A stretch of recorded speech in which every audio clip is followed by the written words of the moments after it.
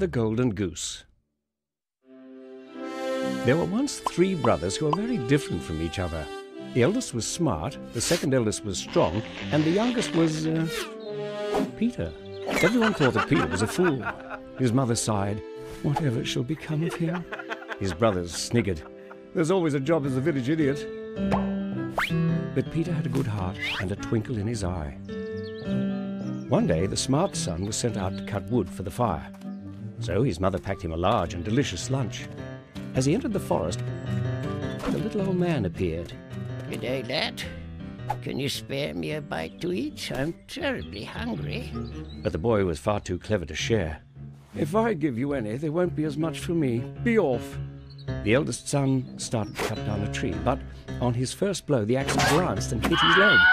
He ran home howling and vowed that woodcutting was far too dangerous for someone of his intelligence. Next morning, the strong son strode into the forest, also with a tasty lunch his mother had packed. Once again, the little old man appeared. "I'm so very hungry. Can you spare me a morsel of food, lad?" The boy just laughed. "What do you take me for? Get your own lunch, Grandpa." Then, as he began to chop wood, the axe bounced back and hit him on the head. He stumbled home in a daze, telling everyone he was much too strong to waste time on stupid things like tree felling.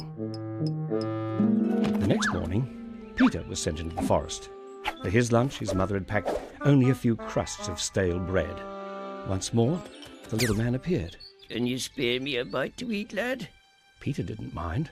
"Well, it isn't much, but I'm happy to share it."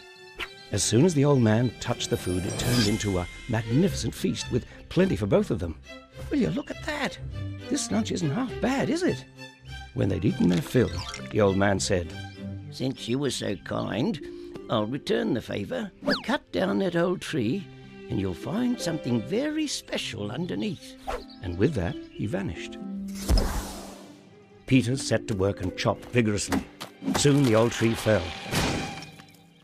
To his astonishment, there, in a hollow under the roots, he found a goose with feathers of purest gold. Now, there's something you don't see every day. With the golden goose tucked under one arm, Peter headed for the city. But along the way, he stopped at an inn. The innkeeper had 3 daughters, and when they saw the goose, they just had to have a golden feather for themselves. The eldest daughter snuck up behind Peter and reached out to pluck a feather. But as soon as she touched the goose, she was stuck fast. No matter how much she struggled, she couldn't let go. Her sisters tried to pull her free, but when they touched her, they were stuck too. Peter left the inn and went on his way, whistling cheerily, taking no notice of the 3 girls trailing along behind him. They passed a church where the parson spotted them. "Girls, girls, you should be ashamed of yourselves running after a young man like that." The parson tried to pull the girls away, but the moment he touched them, he was stuck as well. The church clerk saw the parson and could hardly believe his eyes. "Your Reverence, why are you playing such childish games?" The clerk grabbed the parson, and of course, he couldn't let go either.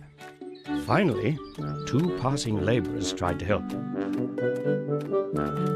but they too were forced to join the procession.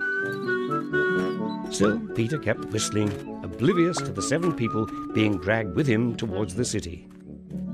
Now, in that city lived a princess who took life so seriously that she hardly ever smiled and never, ever laughed. Her father, the king, had announced that any man who was able to make her laugh should have her for his wife. The princess was out on the balcony when Peter arrived. She stared, astonished to see the strange procession. Peter looked up and smiled. "Lovely day for a stroll, isn't it, Your Highness?"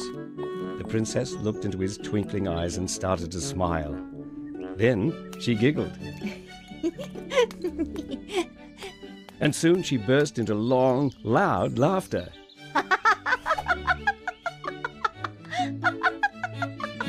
Peter married the princess the very next day. And, as people do when they share a sense of humour, they lived merrily ever after.